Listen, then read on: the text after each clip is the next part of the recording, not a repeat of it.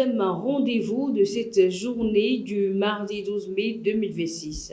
Merci de nous rejoindre pour le point de l'actualité.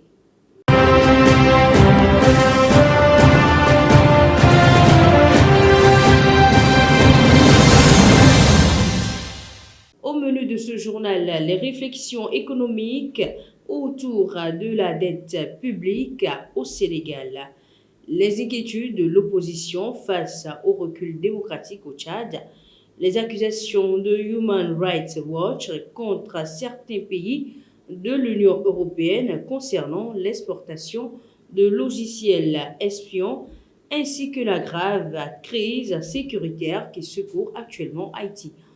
Merci de rester nous suivre pour le développement.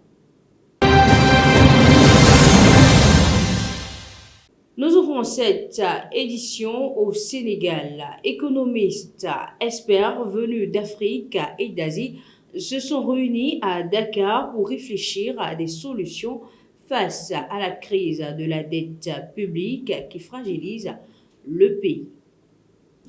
Cette rencontre, organisée avant une conférence à laquelle doit participer le Premier ministre Ousmane Sonko, vise notamment à proposer des alternatives aux politiques d'austérité soutenues par le FMI et la Banque mondiale. Plusieurs intervenants ont critiqué les stratégies appliquées depuis des décennies par les institutions financières internationales, estimant qu'elles freinent les investissements publics et aggravent les difficultés économiques. Parmi les solutions avancées figurent l'augmentation des recettes fiscales, la restructuration partielle de certains prêts ou encore l'annulation d'une partie de la dette jugée illégitime. Les participants ont également cité des exemples étrangers comme le Kenya, l'Uruguay, pour illustrer des modèles de négociation réussis.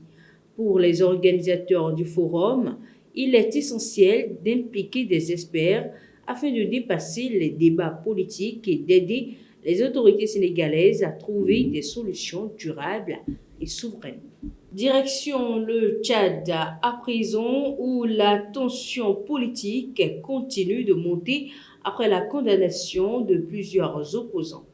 La condamnation à 8 ans de prison de 8 responsables de la plateforme d'opposition GCAP continue de provoquer de vives réactions au sein de la classe politique.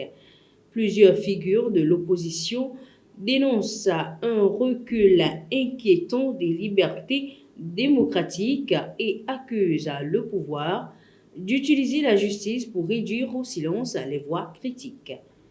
Alifa Younous Mama, responsable du Parti socialiste sans frontières, estime que ce procès n'a pas été équitable et y voit une nouvelle étape dans le durcissement du régime.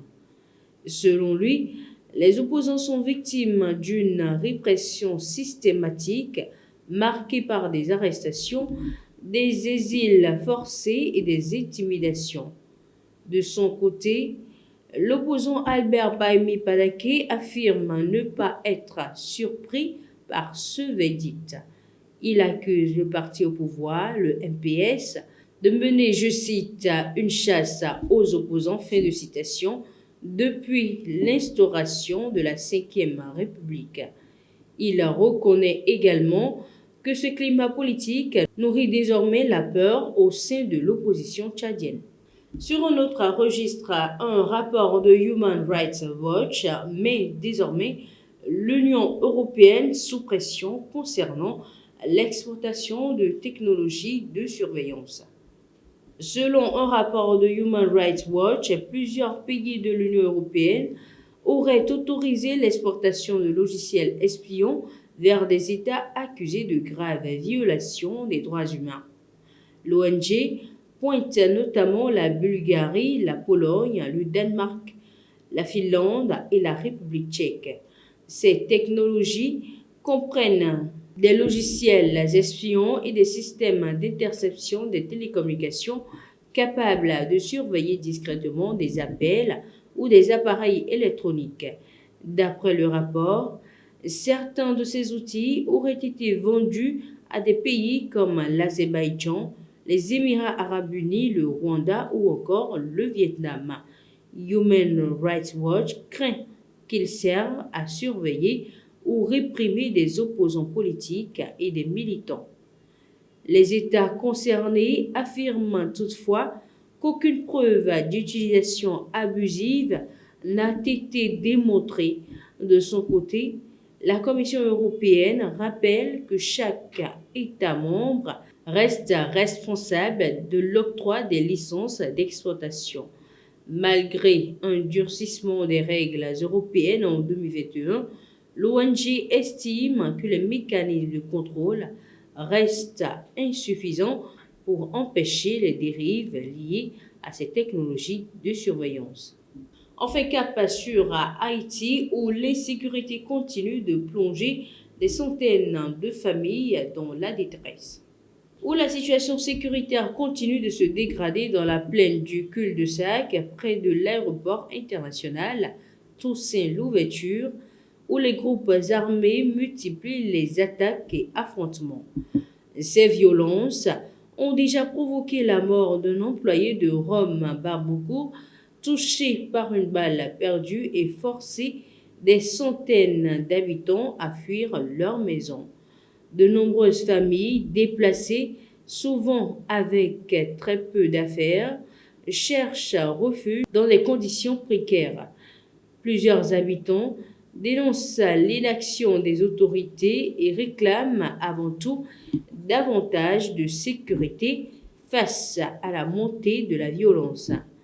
Certains déplacés ont même organisé une manifestation sur la route menant à l'aéroport pour exprimer leur colère et leur désespoir. L'insécurité affecte également les structures de santé. Médecins sans frontières a annoncé la fermeture temporaire de son centre hospitalier de Trouillard, tandis qu'un autre hôpital situé à Cité-Soleil a évacué son personnel par crainte d'attaques armées. Dans cette zone stratégique de Port-au-Prince, les groupes armés continuent d'étendre leur influence, accentuant la crise humanitaire et sécuritaire du pays. C'est tout pour l'essentiel de l'actualité du jour. Merci de nous avoir suivis. Au revoir.